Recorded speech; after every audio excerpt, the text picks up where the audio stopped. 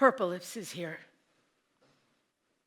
When I first uttered those words in 1970 at Lane Junior High School in Fort Wayne, I found my voice. Today, I want to talk about the voices in our lives. The voices of those that we listen to that are there to help us.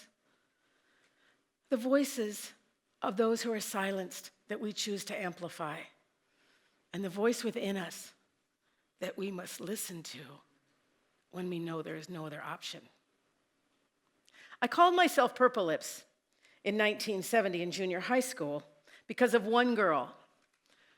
I was born in 1957 with a birthmark that started below my nose and traveled down my face. My mother, Rita, told me that in 1957, the only treatment was dry ice applied directly to the skin with no anesthesia. She said it took 4 adults to hold me down as I screamed in pain and terror as a 6-week-old baby as they burned my face. Now, while it took care of most of the birthmark, it left me with scars under my mouth and purple lips. As a little girl, adults would come up to me and say, "Why are your lips purple?" And I would gladly tell them the story. But evidently, 7th graders are not interested in the medical reason why you're different. They're just trying to hold you out. And this one girl decided that calling me names was how she would hold me out as different. In 7th grade, I would go to this class, and soon she had the entire class calling me names, purple lips and worse. And each day, I would feel smaller and less confident and depressed and embarrassed and ashamed. And I wanted to die. So I went home and I told Rita, I said, "Mom, I don't want to go to school anymore." And she said, "Vicki, what's the matter with you?" And I said, "They're calling me Purple Lips." And she would give me advice that was so provocative and so brave that it would change my life and change the life of everyone I would ever meet. She said, "Vicki, you are not quitting school. Here's what you're going to do. You are going to go to that class, and instead of hiding and running to your seat, you're going to stand in front of everyone. And when you have everyone's attention, you are going to look that one girl in the eye, and you're going to say, 'Purple Lips is here.' And she will begin to laugh and make fun of you. And when she does, you make more fun of yourself. Other kids are going to say mean things too. Whatever they say, you reflect back their cruelty. With humor about yourself, never make fun of them. Show them how cruel they are, and it will stop." Now, this was insane advice for a 7th grader. But you need to know something about Rita. She was my favorite person in the world. She was the finest woman that ever walked the face of the earth. And though she's been gone for 20 years, her words and her wisdom are with me today. So against everything within me except the choice I made to listen to her voice, I walked into that class the next day. And I stood there in front of everyone. And when I had everyone's attention, I looked that girl in the eye and I said, "Purple Lips is here." And the entire class howled with laughter. And someone else said, "You are so ugly." And I said, "I'm a monster." And someone else said, "And you know what? You're really fat too." And I said, "I am so large, I cannot believe I can fit in my chair." And some of the kids who had been laughing started to stop laughing. And then someone said, "And you know what else? You're really stupid." I said, "I'm so dumb that I cannot believe I get to go to school." And then the teacher walked in, and I sat down. The next day, I walked back into that class, and once more, they started. I said, "Purple Lips is back." And some of the kids had stopped laughing. Others continued, and they continued with their insults.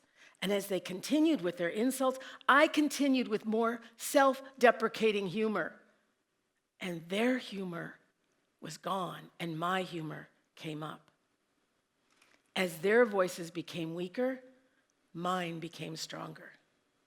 And then, unbelievably, it stopped. And I was, in a word, speechless. I went home and I said to Rita, "Mom, I did what you told me to do." And she said, "What did I tell you to do?" I said, "You told me to go to school and say Purple Lips is here. And when they start making fun of me, make more fun of myself." And she looked at me and she said, "I kid you not, you did that?" Now, evidently, helicopter parenting had not been defined in 1970. But what I knew at that moment was that she could never have done what she told me to do, but her infinite wisdom had saved my life and turned a weakness into a strength. I do not regret that experience. It taught me never to use humor to belittle others. It gave me a mission of compassion in my life. And it showed me the voice of another could be so powerful for me that it could help me when I could not help myself. In that moment, as Rita gave me her voice, I found my voice. In April 7th, 1994, the Rwandan genocide against Tutsi began, and 1 million people died in 100 days. 1 million voices were silenced forever. The world turned its back on Rwanda, and none were more devastated than the women of Rwanda. In 2004, I was asked to go to a meeting for World Vision, who was doing work in Rwanda. And I walked into this room, and there was an African woman there who was talking about her work in Rwanda with World Vision. And I walked up to her, and I said, "Hello, my name is Vicky." And she said, "Hello, my name is Rita." And I knew I was meeting someone that would have a huge effect on my life. And Rita and I began to talk about what we believed. And we talked about the need to see more compassion in the world. And she said, "You must come to my country and speak to my people." And I said, "I will come to your country." And in 2005, for the first time, I traveled to the country of Rwanda. And I listened to the stories of the women of Rwanda and learned they were not powerless. They had just lost the power to be heard. And I knew I could become their voice. Because in them, I saw voices that needed to be amplified, and I was capable of doing it. The women of Rwanda suffered deeply at the genocide. HIV-positive men systematically raped Tutsi women, and thousands of women were raped, not to kill them, but to break them emotionally and spiritually, impregnate them, and leave them with the fact that they knew that they would give birth to HIV-positive children. But the women of Rwanda did not want to survive. They wanted to thrive for themselves and their children. I came back home and decided to start a foundation. And we decided to call the foundation Itafari, which means brick. We chose a brick because a brick represents the weight of a malnourished child that cannot be comforted. A brick is the burden that a woman carried down a path as she struggled to find a way to feed her family. And a brick represented the color of the soil that a woman saw when she was being violated, face down in the dirt. But a brick also represents hope. And while one brick alone can do nothing, together we help to rebuild the country of Rwanda, brick, Itafari, by brick, Itafari, by brick, Itafari. In my 12 visits to Rwanda, I met women who needed a voice. And as we helped to amplify their voices, my voice became stronger. The partnerships with these women allowed us to raise $1.5 million, and we raised the voices of people who had a message for the world. This partnership will be with me all the days of my life. And the messages and the wisdom I learned from these women would soon be my strength, as I would soon face a battle with more veracity, strength, humor, and faith than I knew I had. I would face a battle where I would be given one option. And it was an option that could save my life, but may take my voice.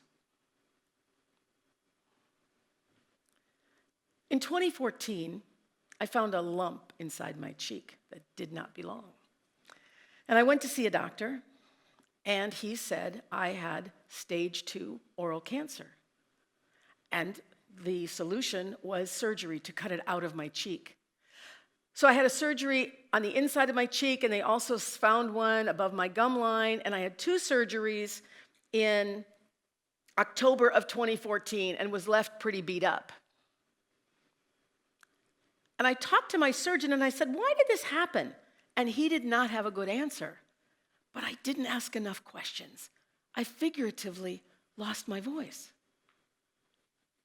And then it went away, and I got back to normal. And you know what happens when you face a crisis? You just want to get past it. And you just say, oh, it's over. Let's keep moving along. And that worked really well until March of 2015. I found a small knot right below my nose. I went in to see my surgeon, and he biopsied it, and it came back negative for cancer. But then it began to grow. And a tumor began to grow out of my mouth, which is so attractive as a woman. I mean, that's such a good look. And as it grew, I went to see him again. And he said, Vicki, we have one solution. Here's what we're going to do. We're going to cut off your upper lip. My purple lip. He said, we're going to take your lower lip and flip it up, sew it together. You talk like this for 6 weeks. And when we open your mouth, you will have no corners, and your entire mouth will be 30 to 40% smaller. To which I gently replied, I'm going to look like a freaking blowfish? And he said, you're not really going to look the same. I said, you will not cut off my lip. And he said, well, then, you will die. I said, okay. And I walked out. I had retained my voice. I was going to do it my way. And the tumor continued to grow. Now, there's another voice in my life that I hold equally dear, and it is the voice of my husband, John. And he wasn't thrilled with my decision, and he went, unbeknownst to me, and found another surgeon for me to talk to. And because I believe in his voice, as I believe in the voice of Rita, I agreed to go see the surgeon for him. I went to see the surgeon. He looked at my face, and he said, Vicki, there is one solution, and it is to cut off your lip. And I said, you don't understand. I have said I am nothing if not a voice for the women of Rwanda for the last 10 years. You cannot take my voice. And he looked at me, and in that moment he heard me. And he said, look, I cannot let you die this way. I only have one other option. And if it works, it's going to be brutal. It will be 36 radiation treatments to your face. But because he heard my voice, I heard his voice, and I made the choice to listen to him. So in April of 2015, I began radiation. This is Stephen Bader, my radiology oncologist, and when I walked in with a sign that said, Radiant Me, he looked at me and laughed. He said, no one's ever brought in a sign like that. And I said, well, evidently what doesn't kill me makes me funnier. And I began radiation treatments with a joy that had nothing to do with the treatment, but that my voice had been heard. The tumor began to recede a little bit, But by day 22, I was so badly burned, the nurse in oncology cried. And I said to her, "Doesn't everybody get this burned?" And she said, "No." I said, "God." But you know what? I wasn't sick. I was burned. Every day, John would make me protein shakes, and I went to work. I could talk. I looked so bad. People would come in and see me and say, "What happened?" I said, "Oh, this? Bike accident." They'd say, "Really?" I said, "No, cancer."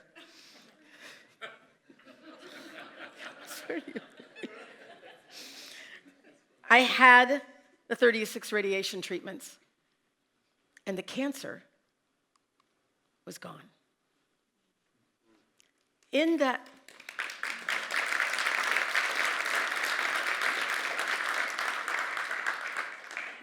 time, I kept my voice.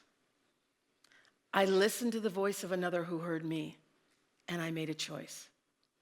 And as I like to say, I don't often get cancer, but when I do, I beat it like it owes me money. The cancer's gone. I retain my voice, and I stand here in front of you, purple lips and all. What will you choose? Will you choose to listen to the voice of another who will help you and give you advice that may feel insane, but you know is right? Will you choose to amplify the voice of someone who has been silenced but has a message for the world? And will you choose to listen to your own voice when you know the message within you is greater than the message others are giving you? Take it from me, Purple Lips. It is your voice, and it is your choice.